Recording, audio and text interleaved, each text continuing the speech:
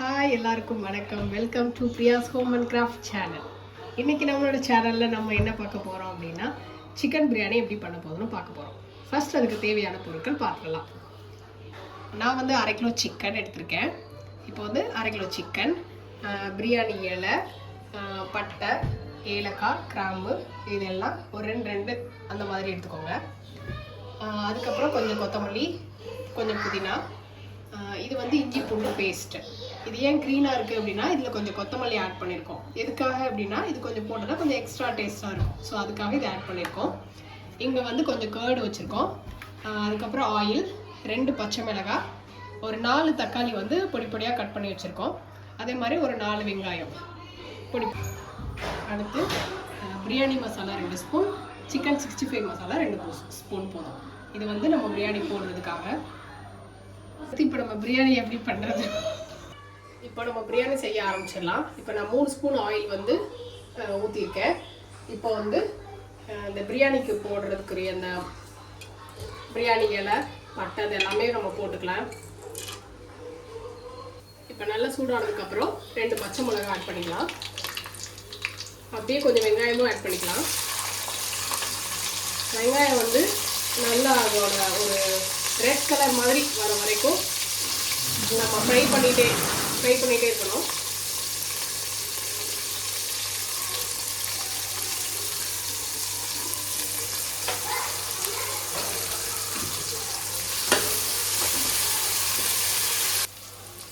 வெங்காயம் இந்த மாதிரி வதங்கினதுக்கப்புறம் கொஞ்சம் உப்பு சேர்த்து நம்ம இது பண்ணிக்கிட்டோம்னா நல்லாவே உங்களுக்கு வேகமாக வதங்கிடும்.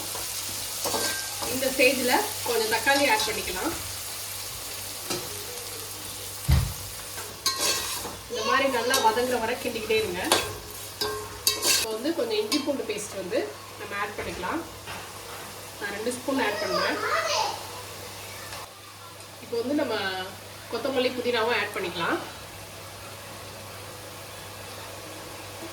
இது மாதிரி ஒரு 2 மினிட்ஸ் நல்லா கிளறி விட்டுக்கிட்டே இருங்க. அப்படின்னா தான் ஈவனாக நல்லா வேகும். இப்போது நம்ம சிக்கன் 65 மசாலாவும் பிரியாணி மசாலாவும் ஆட் பண்ணிக்கலாம்.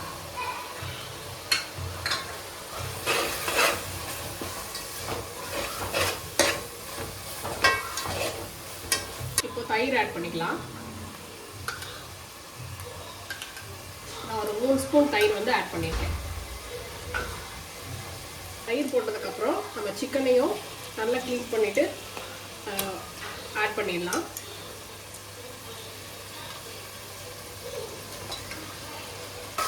எல்லாத்தையும் ஒன்றா சேர்த்து நல்லா எப்படி வதக்கிட்டே இருக்கணும்.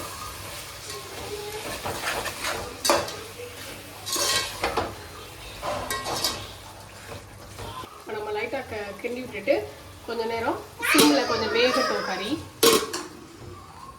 5 மினிட்ஸ் ஆயிடுச்சு. 5 மினிட்ஸ்க்கு அப்புறம் நம்ம தண்ணி ஆட் பண்ண போகிறோம். நான் வந்து இந்த அலாக்குனால வந்து 3 கிளாஸ் அரிசி போட்டிருக்கேன். ஸோ வந்து ஒரு கிளாஸுக்கு 1.5 அப்படின்ற மாதிரி நீங்கள் மெஷர் பண்ணிக்கணும். அதுக்கேற்ற மாதிரி தண்ணி ஊற்றிக்கணும்.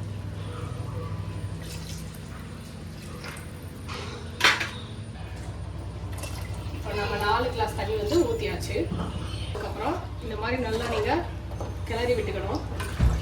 நல்லா தண்ணி கொதிக்கிற வரைக்கும் நம்ம வெயிட் பண்ணணும். அப்படின்னா தான் சிக்கன் வந்து நல்லா வந்து நமக்கு வேகும். அதுக்காக கொஞ்சம் நேரம் வெயிட் பண்ணலாம். 2 மினிட்ஸ்க்கு அப்புறம் சிக்கன் வந்து நல்லா கொதிச்சு வெந்துட்டு இப்போ வந்து நம்ம ரைஸ் ஆட் பண்ணிக்கலாம். 3 கப் அரிசி வந்து நான் பாஸ்மதி ரைஸ் வந்து ஊற வச்சுருக்கேன். 1/2 hour ஊற வச்சுருக்கேன். இப்போ வந்து நம்ம இதை வந்து ஆட் பண்ணிக்கலாம். ரைஸ் போட்டதுக்கப்புறம் லைட்டாக கொஞ்சம் கிளறி விட்டுட்டு கொஞ்சம் கொத்தமல்லி, அப்புறம் வந்து ஒரு 1/2 லெமன் உங்களுக்கு வேணும்னா ஆப்ஷன் தான், நீங்கள் பிழிஞ்சு விட்டுக்கலாம்.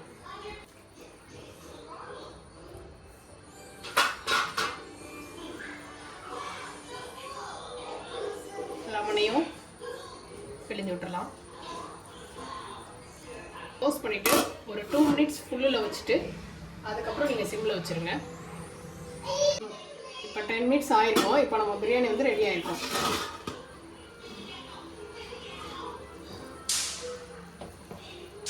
கொஞ்சம் கிளறி பார்த்தா தண்ணியெலாம் இதாக இருக்கும், அப்சர்வ் ஆகிருக்கும். ஸோ இப்போ நம்ம பிரியாணி வந்து ரெடி ஆயிடுச்சு. இப்போ நம்ம சாப்பிட்ற மாதிரி நம்மளோட பிரியாணி இப்போ ரெடி.